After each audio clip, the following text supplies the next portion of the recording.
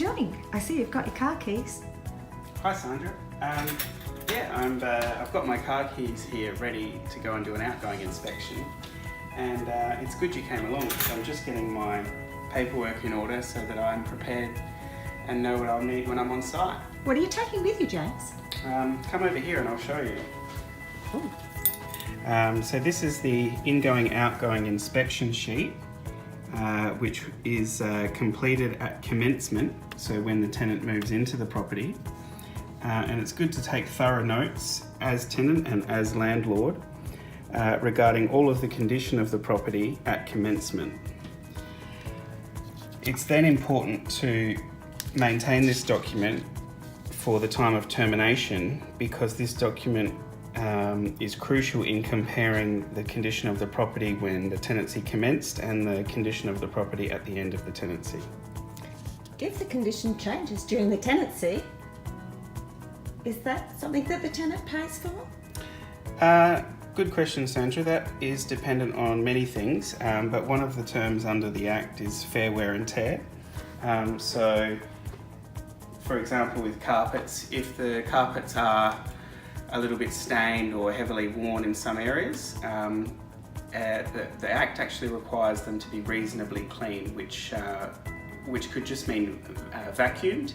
And depending on the life cycle of those carpets or even of the paint on the walls, fair wear and tear might be applied, and there may be no cost to the tenant in some circumstances, as those items are due for renewal or due for repair.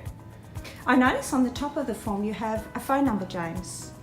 Yes, so it's a good idea to have the tenant's phone number on the inspection sheet in case they're not there when you go to do the outgoing. So it's right there, you can contact them easily. Another important thing is to have the keys so that you can gain access to the property. This is also good even if you're getting the locks changed, because you can make entry, do your outgoing, have the locks changed, and the locksmith cost is generally lower if he doesn't have to actually pick his way in and then change the locks. I noticed that the key has got a number 7 on it and not the property address. Yeah, so obviously you wouldn't want to put the address of the property on the key, because if the key was to be lost, someone may then find the key and make entry to the property. So most of the time landlords will use a key tag system where there's a key number associated with each property in your property management system. Great. I noticed on the inspection form, James, that there's 2 letters against each component. GC, GD. Yeah, so these forms, they use a scale of clean, dirty and fair for condition, and good, broken, damaged, scratched or marked for the actually how not the cleanliness, but the actual physical state of each item or each room. So each component in the property should have ideally 2 letters next to it, not 1.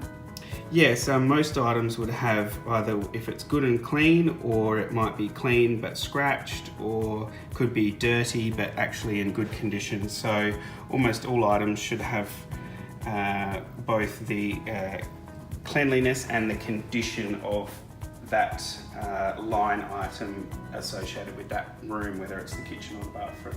So if the tenant's not at the property, can you still do the final inspection? Yeah, that does hinge on a few different things. Has the tenant given notice? Has the written notice been received? Are they still paying rent, or is their rent notice period expired? And what the situation with the keys is.